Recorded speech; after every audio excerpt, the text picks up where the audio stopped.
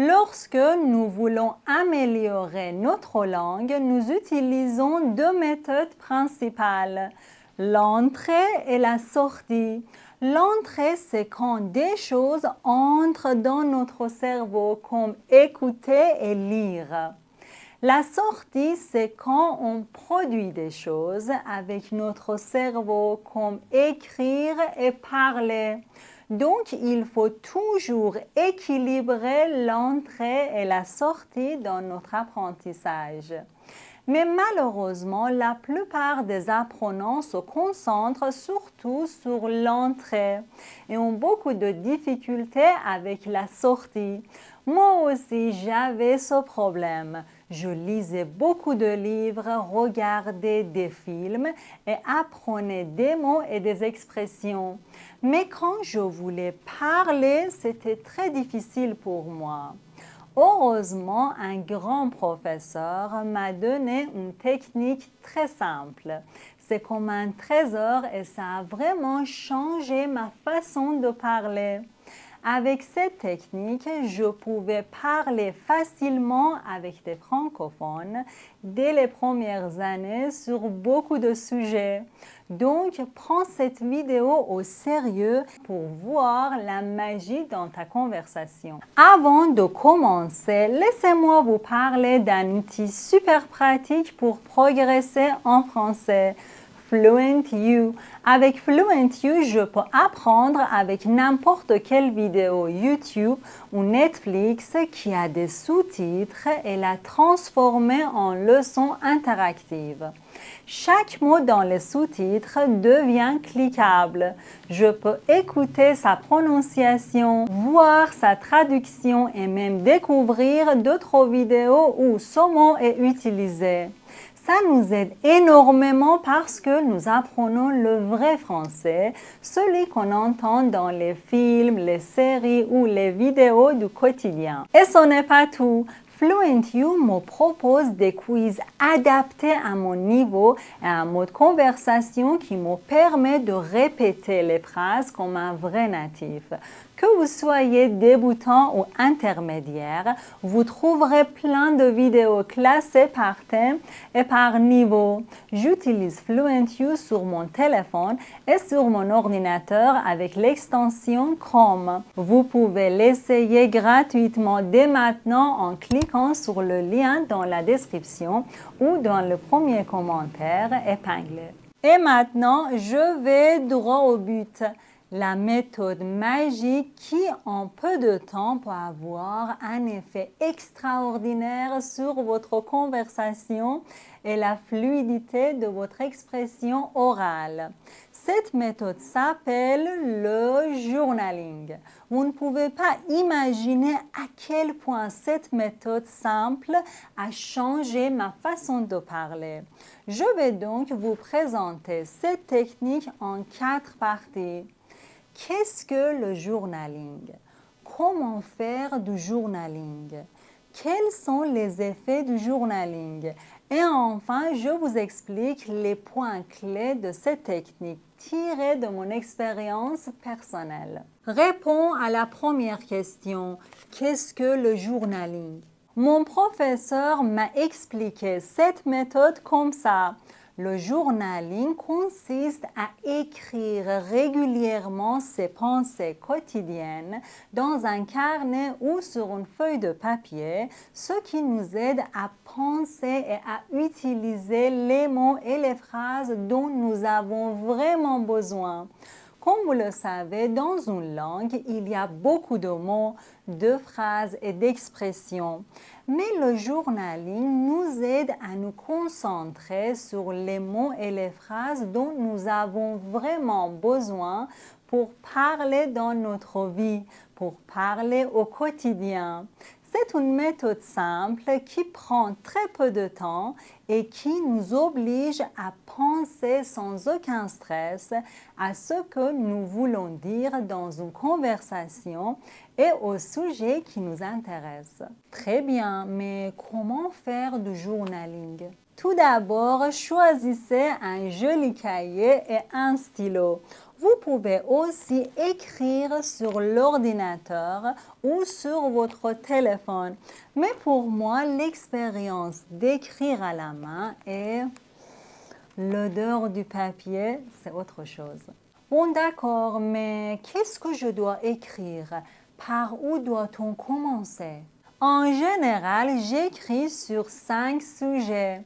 Numéro 1, les activités de ma journée. Par exemple, aujourd'hui, je me suis réveillée à 6 heures.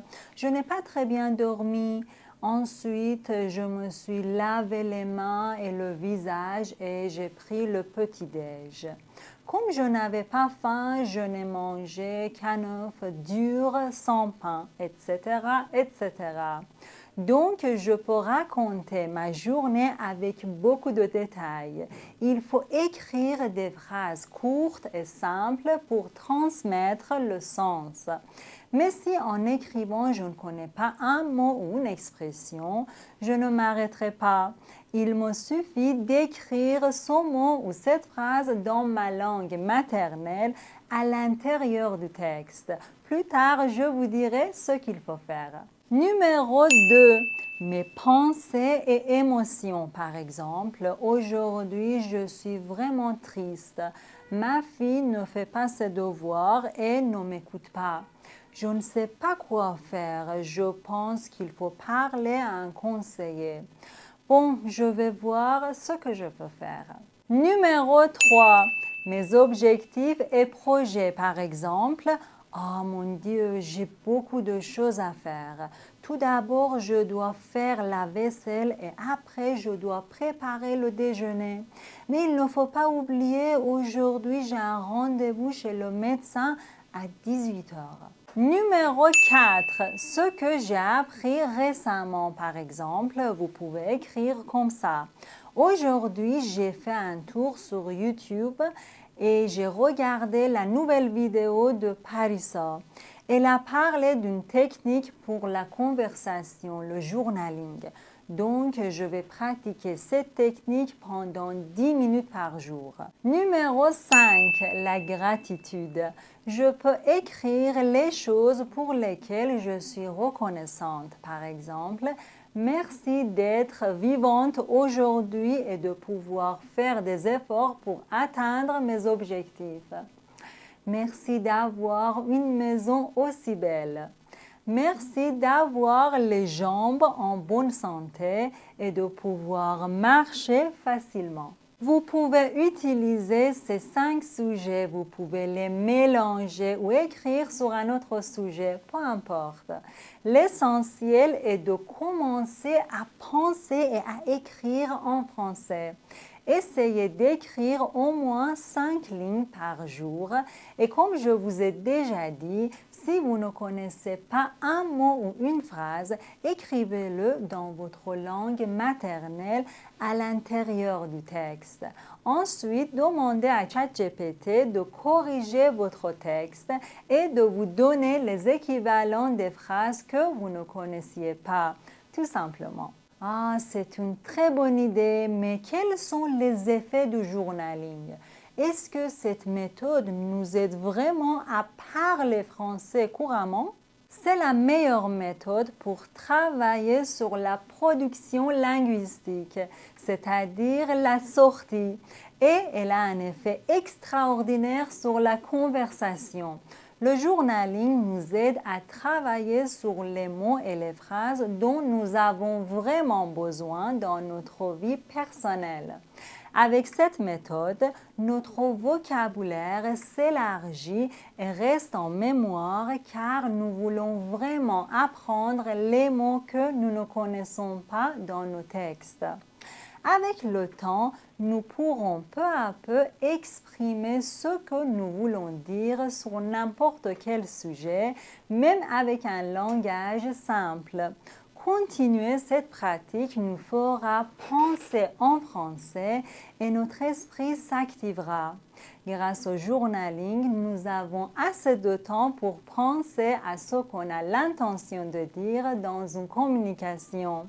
Donc, on a la confiance en nous pour parler de ce qui nous concerne et de nos pensées. On arrive à la dernière partie de cette vidéo où je voulais vous parler des expériences que j'ai vécues quand je fais du journaling. 1. On n'a pas besoin d'être parfait ni de connaître des mots compliqués. Il suffit d'utiliser des mots simples pour faire passer le message. Même quand on parle à des francophones, ce qui compte, c'est de pouvoir communiquer même avec un langage simple. 2. Essayons d'utiliser des phrases courtes. Les phrases longues et complexes n'aident pas notre conversation. 3. N'ayez pas du tout peur de vous tromper. Écrivez comme vous pouvez. Ça va prendre quelques semaines ou quelques mois pour apprendre les mots et les structures correctes. Donc, soyez patient. 4. À chaque fois, je note à la fin de mon cahier les mots et les phrases que j'ai apprises et je les relis. Ces phrases m'aident vraiment beaucoup dans la conversation. 5. Ce que tu écris, c'est pour toi. Personne ne te juge. Donc, il suffit de célébrer les petites réussites. 6. Cette méthode est efficace si elle est pratiquée chaque jour. Quand je suis très occupée, j'écris seulement 3 lignes. Même en 3 lignes, j'ai appris des mots et des phrases très utiles. Donc, il faut faire du journaling toujours et tous les jours. Pour finir, je vous demande de regarder à nouveau cette vidéo, de prendre des notes et de faire du journaling pendant seulement 15 minutes par jour pendant une semaine, selon la méthode que je vous ai expliquée. Je suis sûre qu'en une seule semaine, vous verrez tellement de résultats qui vous poussent à continuer. Merci beaucoup et à très bientôt, j'espère.